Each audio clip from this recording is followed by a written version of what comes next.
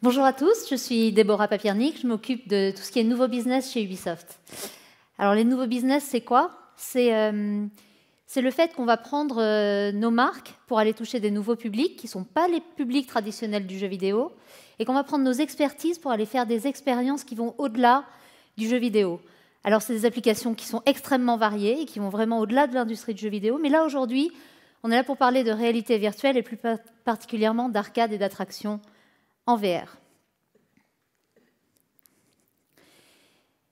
Ubisoft, en fait, à chaque nouvelle sortie de hardware est l'occasion pour Ubisoft de booster notre créativité. Chaque nouveau hardware arrive avec son cadre, avec ses opportunités, et finalement nous oblige, dans le bon sens, à innover, à inventer des nouvelles façons de jouer. C'est ce qu'on a fait. Alors, il y a 20 ans, c'était l'arrivée de la 3D, les cartes 3D FX, par exemple. Aujourd'hui, c'est avec les nouvelles consoles, c'est avec les nouveaux processeurs, c'est avec les nouvelles manettes. Ça a été Kinect, ça a été la Wii.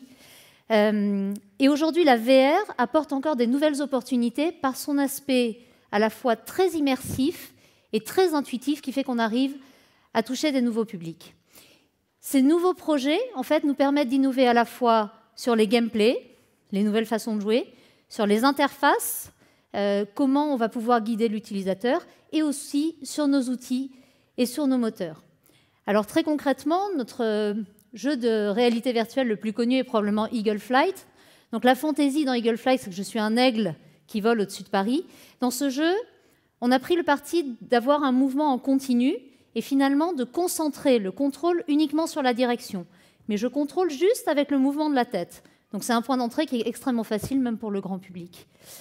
On a réussi dans ce jeu à faire du déplacement en VR sans inconfort. On a réussi à faire de la motion sans sickness. Un autre jeu qui est un petit peu moins connu probablement, c'est Werewolf Within. On parle souvent de la VR comme d'une expérience qui est antisociale. Chacun est dans sa bulle avec son casque, on ne se voit pas les uns les autres. Et au contraire, la VR est un outil formidable pour approcher des gens qui ne sont pas dans la même pièce, pour les faire communiquer, pour les faire collaborer. Werewolf Within, c'est un jeu de société où on se retrouve, donc on joue à distance en multijoueur, et on se retrouve à l'écran, donc dans le casque, assis autour d'un feu avec d'autres personnes. Dans ce jeu, c'est un jeu de communication, un jeu de société de communication, mais on a aussi inventé de nouvelles façons de jouer. Par exemple, physiquement, si je me lève, comme la dame est en train de le faire à l'écran, à ce moment-là, je suis la seule à pouvoir parler, tous les autres sont en silencieux. Ou si physiquement, je suis chez moi, je suis en train de jouer seule avec mon casque, si je me penche vers un côté, à l'écran, on va voir que je me penche vers mon voisin et ce que je vais lui dire sera en mode chuchotement. Il est la seule personne qui pourra l'entendre. Donc là, on arrive à mêler des gameplays, des actions physiques et des gameplays virtuels. Un autre jeu encore, Star Trek The Bridge Crew, qu'on a développé en partenariat avec CBS. Là, la fantaisie, elle est claire, si je suis aux commandes de l'Enterprise. Donc, c'est un jeu collaboratif aussi, avec beaucoup de communication et en plus de l'interaction avec un panneau de commande assez compliqué. Et puis un autre, Space Junkies, qui n'est pas encore sorti, qui va sortir au courant de l'année, où là, on est sur du shooter multijoueur dans l'espace. Dans ce jeu, on arrive à développer un système de déplacement qui est extrêmement performant et extrêmement confortable. Et on a également de la collaboration, donc on est du 2 contre 2, on a la collaboration en équipe et de la compétition. Ce jeu, il va vraiment un cran plus loin. Il capitalise sur tout ce qu'on a appris, nous, en VR depuis quelques années. On va un cran plus loin, et là, on a même créé notre propre moteur de réalité virtuelle, comme on le fait sur tous nos jeux vidéo traditionnels. Les jeux précédents étaient sous Unity, là, on a notre propre moteur. Alors ça, c'était pour les jeux que les gens peuvent acheter chez eux, ceux qui ont la chance d'avoir un équipement. Après, l'équipement Home Entertainment, c'est vrai qu'il avance petit à petit. C'est encore un peu lent en termes d'adaptation. Même si le prix des casques a baissé, c'est vrai qu'il faut encore des gros PC. Et puis, c'est pas très, très facile à installer. Si on veut jouer en multijoueur, il faut avoir des copains qui ont aussi la possibilité d'acheter des casques, d'acheter des PC, et puis qui savent brancher tout ça. Donc du coup, on a vu se développer un peu partout dans le monde depuis quelques années, aussi bien en Asie, en Europe qu'aux US, des lieux, des salles où on va aller pour jouer. Donc c'est toutes les salles d'arcade VR. Du coup, on est finalement dans une situation qui est un peu comparable à celle des consoles à la fin des années 70, où les consoles n'étaient pas accessibles pour du home entertainment, finalement. Elles étaient encombrantes, elles étaient chères, ce n'était pas quelque chose qu'on pouvait avoir à la maison. Et donc, on allait dans des lieux pour jouer et on payait chacun sa partie. Donc, de la même façon, ce qu'on est en train de faire aujourd'hui en arcade VR. On y allait seul, mais souvent, on y allait à plusieurs pour des expériences de groupe. Et du coup, à partir du moment où on est en location-based, donc on n'est plus à la maison, mais on est dans des lieux, cela ouvre d'autres opportunités. On va pouvoir développer des expériences qui sont plus spécifiques. Et nous, on travaille en partenariat avec de nombreux acteurs du marché, donc par exemple MK2VR qui est ici, mais aussi Viveland en Asie, IMAX VR aux US, et plein d'autres. On travaille pour construire ensemble ce marché. Quelqu'un disait hier, en fait, sur tout ce marché VR, finalement, aujourd'hui, on n'est pas concurrents. Il faut qu'on parle, il faut qu'on travaille ensemble parce qu'il faut construire ce marché. Et dans quelques années, oui, on sera peut-être concurrents. Mais pour l'instant, la question, elle n'est pas là. La question, elle est qu'il faut construire un marché. Il faut arriver à proposer des bonnes expériences, à la fois en termes de contenu et en termes de setting, pour que les gens adoptent la VR. Du coup, on travaille avec eux, non seulement pour qu'ils exploitent nos contenus en location-based, qu'ils les proposent aux gens, mais aussi par leur connaissance de l'utilisateur dans ces lieux. On peut adapter nos jeux, on peut faire par exemple retravailler des tutoriels pour avoir des entrées dans le jeu qui sont encore facilitées, on peut permettre à l'opérateur d'ajuster la durée de la session, donc en fonction du prix qu'il a envie de faire payer, du temps qu'il a envie que chaque personne passe sur l'expérience, il pourra ajuster. On facilite aussi la gestion des sessions multijoueurs. Donc nous, on arrive à retravailler même les jeux qui étaient destinés au home entertainment au départ, on arrive à les retravailler pour faire des expériences qui sont encore plus adaptées au location-based. Eagle Flight est un jeu qui est extrêmement adapté pour le location-based parce que c'est un jeu qui est très facile à prendre en main, qui est adapté au grand public. Quand j'étais à IMAX, par exemple, à Los Angeles, c'était des jeunes filles de 12 ans qui étaient venues à 6 pour faire une partie d'Eagle Flight, ce qu'elles n'auraient pas du tout pu faire chez elles. Donc très accessible au grand public et en même temps suffisamment profond pour qu'on puisse faire des vraies compétitions. Donc là, vous voyez une partie en multi, et ça, c'est effectivement possible en multijoueur encore plus qu'à la maison. Mais le location-based, il offre encore d'autres opportunités. Là, je vous parlais d'adapter juste des choses qu'on pourrait faire à la maison, mais en faisant des petites adaptations qui facilitent la gestion en location-based. Avec le location-based, on peut aussi proposer des choses qu'on ne pourrait pas faire à la maison. Et donc, par exemple, aller apporter des hardware qu'on n'aurait pas à la maison. Donc là, je vais vous parler un petit peu de ce qu'on a fait avec le Ride Lapin Crétin. En fait, il y a déjà 4 ans, on a une équipe dans le département New Business qui s'est dit, avec la VR, je peux faire de l'immersion différente. Je vais proposer une expérience de roller coaster, de montagne russe dans un casque. Sauf que des montagnes russes dans un casque, si on a le mouvement dans le casque, mais qu'on n'a pas le mouvement physique, donc si le message qui est perçu par le cerveau au niveau des yeux est du mouvement, mais que le message reçu au niveau de l'oreille interne, c'est pas de mouvement, il y a une incohérence et il y a un inconfort, il y a du motion sickness. Donc ce qu'on a fait, c'est qu'on a été chercher des fauteuils sur vérin, les fauteuils d'e-box, et on a programmé le mouvement des fauteuils pour qu'ils suivent exactement ce qui se passe dans le casque. Donc on a une cohérence parfaite entre ce qu'on voit dans le casque et ce que notre corps ressent. Et on arrive à provoquer des situations, des sensations de chute, des sensations de hauteur, d'accélération, et de vertige, mais dans le sens vertige positif. Quand vous allez faire un roller coaster chez Disney, c'est du vertige positif. On a travaillé là-dessus. Alors, ce n'est pas un film, c'est une expérience qui est immersive, qui est passive dans le sens où on n'a pas de contrôle sur le déplacement, il n'y a pas de shoot, il n'y a pas d'interaction volontaire. Par contre, on est vraiment sur un moteur de jeu vidéo, on a travaillé en dynamique. Ça nous a permis d'adapter au fur et à mesure du développement, de changer les trajectoires, de rajouter des événements, donc des gags avec les lapins crétins, par exemple. Un autre avantage de travailler avec un moteur en temps réel, c'est que ça nous permet d'avoir une grande fluidité dans les images et du coup d'avoir une qualité d'image bien meilleure. On aurait dû baisser la résolution si on avait été sur de la vidéo stéréoscopique. Mais là, on a une qualité d'image qui est vraiment très, très intéressante. Alors, on a commencé par montrer ce ride Lapin Crétin sur les salons jeux vidéo, en particulier sur l'E3 ou la Gamescom, qui sont finalement, pour nous, le meilleur endroit pour montrer les innovations dans le jeu vidéo.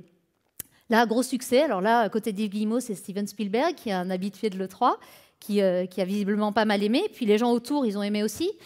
on s'est dit, bon alors, succès sur les salons de jeux vidéo, est-ce qu'on ne pourrait pas en faire autre chose? Alors on a commencé à aller exploiter ce ride dans des Family Entertainment Centers, comme celui des Lapins Crétins à Montréal, qui est un centre, donc petit centre d'attraction pour les enfants, pour les familles, qui est vraiment monté par Ubisoft, mais aussi des endroits comme le MK2 Bibliothèque, par exemple, à Paris, ou Viveland. Mais à chaque fois, il fallait mettre un siège, comme vous voyez là, un siège, il fallait configurer des PC, il faut faire attention au branchement. Enfin, c'est toute une installation qui a un petit côté artisanal sympathique, mais qui ne nous permet pas de voir à grande échelle. On s'est dit, si on veut voir à grande échelle, il faut qu'on travaille avec un professionnel du monde des attractions. Et on est allé travailler avec LAI Games, qui est un fabricant australien de bornes d'arcade, en fait. On a travaillé avec eux pour créer un pod de place. Voilà. Vous voyez un pod de place où là, les PC sont complètement cachés. Il y a un système aussi de refroidissement pour les PC. On a les ventilateurs qui sont intégrés. On a les capteurs Vive qui sont cachés, donc les utilisateurs ne voient même pas qu'ils sont cachés. On a toujours nos sièges sur vérin. Ce n'est plus les mêmes sièges, c'est des sièges qui permettent de faire passer beaucoup de gens. Ce n'est plus les jolis sièges en cuir, c'est des sièges en plastique qui sont beaucoup plus résistants. Le son est intégré aussi. Et on a les casques qui sont accrochés. On a aussi un système de paiement intégré qui pourrait aller avec n'importe quel système de paiement de salle d'arcade, par exemple. Et la grande force, en plus de ce pod, c'est qu'il fonctionne sans opérateur. Alors ça, de la VR sans opérateur, on n'a pas encore beaucoup vu, mais là, on a réussi à faire un pod sans opérateur. L'attraction a été lancée au salon YAPA à Orlando, qui est le plus gros salon des attractions. C'est l'équivalent de l'E3 dans le jeu vidéo. Ils ont le YAPA à Orlando pour le monde des attractions. Donc là, pareil, gros succès. Mais je vous laisser voir en image ce que ça donne sur la vidéo, parce que les utilisateurs en parlent mieux que moi.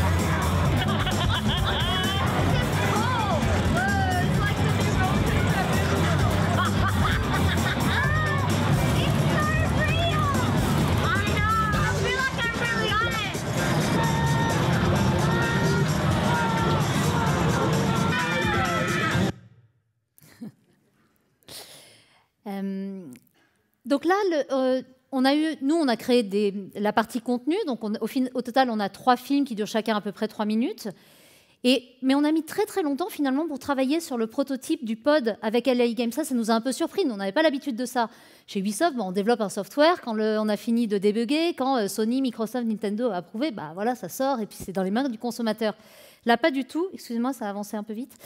Là, pas du tout. En fait, on est dans un pod physique, donc du hardware, et puis en plus de ça, il fallait le tester. Donc ils ont fait énormément de tests en usine, façon Ikea, ouverture de porte charnière, vous savez, ils ouvrent 10 milliards de fois et puis ils voient si ça tient toujours. Donc ils ont fait ces tests en usine. Et puis après, il y a eu encore 4 ou 6 mois de tests dans des salles d'arcade où ils ont mis des pods. Et puis ils ont fait d'abord des tests techniques. Est-ce que c'est facile pour les gens de s'asseoir, facile de mettre le casque? Est-ce qu'ils trouvent le moyen de paiement? Alors par exemple, le premier pod qu'ils avaient fait, ils avaient fait un seul endroit pour payer avec la carte bleue. Et puis ils se sont rendus compte que le deuxième qui s'asseyait, il cherchait aussi le slot de carte bleue. Je me suis dit, on va mettre un deuxième endroit alors. Et puis finalement, on arrive à faire payer les 2 personnes indépendamment, c'est plutôt sympa.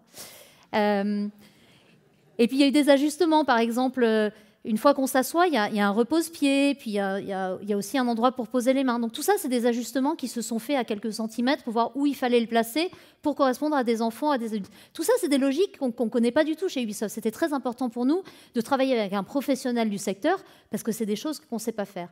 Après, la suite des tests, ça a été des tests commerciaux pendant plusieurs semaines aux États-Unis, en Australie, pour voir un peu combien de passages on peut avoir par semaine et quel prix les gens sont prêts à payer. Et de tout ça, on retire que par rapport au prix d'achat du pod, on arrive à avoir les opérateurs arrivent à avoir un retour sur investissement en 4-5 mois à peu près par rapport à l'achat du pod. Ce qui fait que pour eux, c'est un no-brainer, c'est facile, c'est une machine qui est facile à acheter pour eux. Ils vont avoir quelque chose de très très moderne avec de la réalité virtuelle et avec un retour sur investissement qui est garanti. On s'est aussi intéressé, donc ça c'est le slide que vous voyez depuis 3 minutes, on s'est aussi intéressé à ce qu'on appelle l'hyper-réalité. Donc il y a plein de mots, à partir du moment où il y a le mot réalité dedans, tout va bien. L'hyper-réalité, donc des expériences comme The Void par exemple, où on a à la fois une expérience virtuelle dans le casque, mais aussi un lien avec le physique. Donc tout à l'heure, Azobo parlait de HoloLens qui vient rajouter des choses sur la réalité. Là, par exemple, dans The Void, c'est un principe où si j'ouvre une porte dans le casque, si je vois une porte que je peux ouvrir, physiquement, j'ai une porte que je vais pouvoir ouvrir. Là, vous voyez un screen où ils sont devant une rambarde, ils sont en haut d'un building. Physiquement, dans le casque, ils ont l'impression de marcher sur une passerelle, ils voient une rambarde, on peut toucher la rambarde, et la rambarde, en plus, est métallique, comme la rambarde qu'ils vont voir dans le casque. Donc tout ça, c'est des choses qui contribuent à l'immersion, parce que je vais pouvoir avoir du physique qui vient compléter le virtuel. Et il se trouve qu'à ce moment, on était en train de se dire, bon, on aimerait bien aller faire comme ça du physique mélangé à du virtuel. On a rencontré aussi Asterion, qui est une société française, qui commençait à développer une expérience de labyrinthe, un labyrinthe virtuel couplé à un labyrinthe physique. Donc là, les gens se baladent à l'intérieur du labyrinthe physique, ont une expérience dans le casque et une expérience avec un environnement différent, avec du shoot, etc., mais complétée par du virtuel. Dans cette expérience, en fait, l'intérêt d'avoir des parois physiques, c'est que ça rend l'univers virtuel beaucoup plus tangible. Si je me penche, si je m'approche d'une paroi que je vois dans le virtuel, mon épaule va rencontrer la paroi. Ça permet aussi d'accompagner les sensations de vertige. On aime bien le vertige en VR. Si j'ai l'impression que je vais marcher sur une passerelle qui est étroite et puis que je vois qu'il y a une rambarde sur le côté, je peux poser ma main et là, ma main rencontrera le mur au bon endroit et ça m'aidera à avancer. Ça permet de guider le joueur aussi et qu'il ne reste pas bloqué. À partir du moment où on est en location base, en plus, on ne peut pas se permettre qu'un utilisateur reste bloqué 5 minutes. Là, on a la queue quand même derrière d'autres gens qui veulent tester l'expérience. Donc sur ça, on s'est mis d'accord avec eux. Eux avaient en fait aussi envie d'avoir une marque. En fait, c'est quand même difficile d'arriver sur des marchés nouveaux. Les marques sont importantes dès qu'on veut toucher un public plus large. Donc on s'est entendu pour faire un contenu sur les lapins crétins. Ça a été développé chez Ubisoft au niveau du contenu sur la même géographie de labyrinthe. Donc on peut avoir le même labyrinthe qui a plusieurs contenus.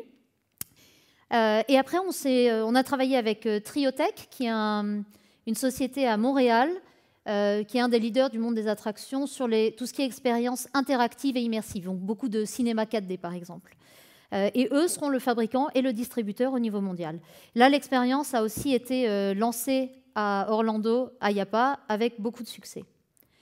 Pareil, là j'ai une vidéo qui va pouvoir vous montrer ce que c'est.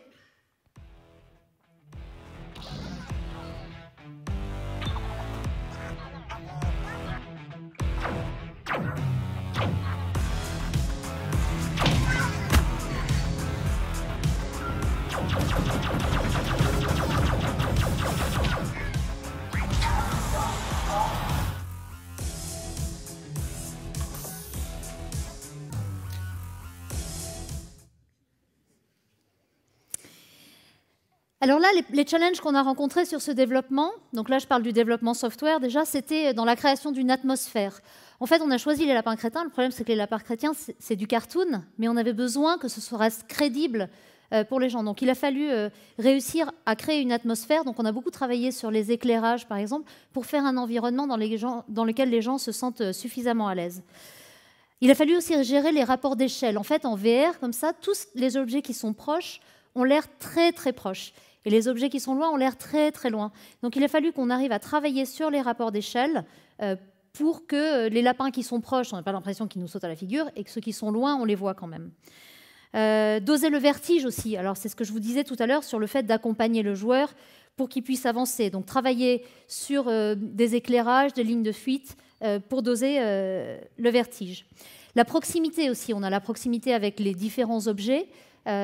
Donc là, faire attention que je puisse voir un lapin passer qui fait un gag, mais que je ne puisse pas me cogner, puisque physiquement, il n'est pas là, le lapin. Donc si je me donne l'impression de se cogner, ça ne fonctionne pas. Donc gérer des choses. La seule interaction qu'on s'est permise, par exemple, c'était à un moment, on a une ventouse qui vient se coller sur votre front.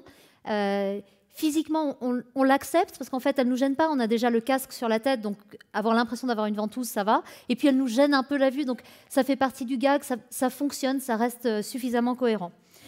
Important aussi de guider le joueur. En fait, le problème en VR, c'est que le joueur regarde où il veut. C'est pareil dans un film d'ailleurs. Il n'y a plus de cadrage caméra traditionnel. Donc, il faut donner d'autres outils à l'utilisateur. Donc, ça peut être des choses comme avoir un ami. Ça, c'est des codes qui viennent du jeu vidéo. Si on a un ennemi qui est à un certain endroit, on va avoir tendance à s'approcher pour aller pouvoir le toucher avec notre gun. Des choses où on joue sur des sons, par exemple, faire ouvrir une porte va pouvoir permettre de guider le joueur vers un autre endroit, ou même utiliser des éléments qui viennent de la vie réelle, des traces sur le sol, des panneaux de chantier, des flèches, etc. Tout ça pour guider le joueur et l'emmener là où nous, on a envie qu'il aille. Hop. Et puis, au moment de la conférence, ça c'est pas fini, puisque au moment de la conférence à IAPA, on a aussi annoncé qu'on développait un contenu Assassin's Creed. Donc là, on était plutôt sur enfants, familles, jeunes, avec les lapins crétins, mais sur le même labyrinthe, on aura un contenu Assassin's Creed en Égypte. Je pourrais en parler des heures, hein. Moi j'adore, on s'éclate avec la VR.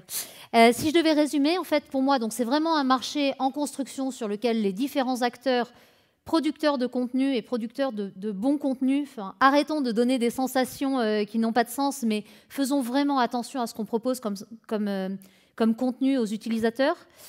Que les créateurs de contenu travaillent vraiment avec les opérateurs pour construire ce marché.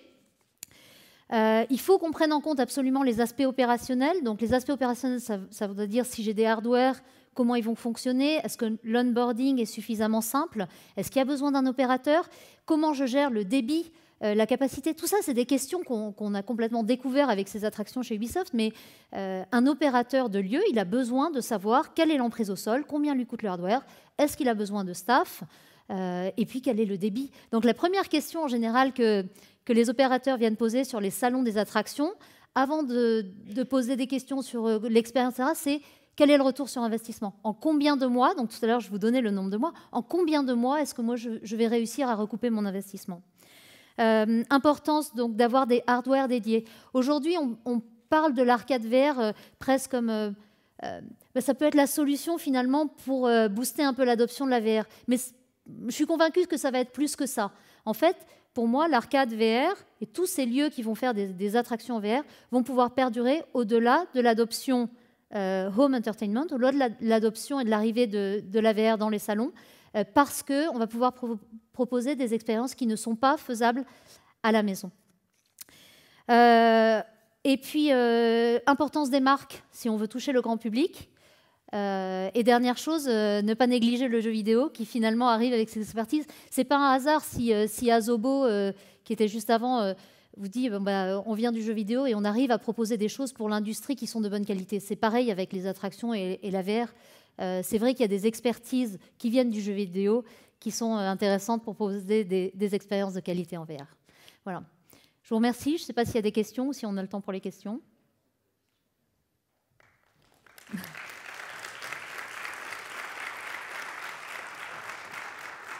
Merci beaucoup. Malheureusement, on n'a pas le temps pour les questions, mais je sais que vous êtes présente sur le salon. Donc, oui, puis vous pouvez tester Eagle Flight et le labyrinthe aux écuries sur le stand de Mind Out dans le village gaming. Et sinon, si vous avez des questions, on peut se retrouver juste au-dessus à la sortie. Merci beaucoup. Merci.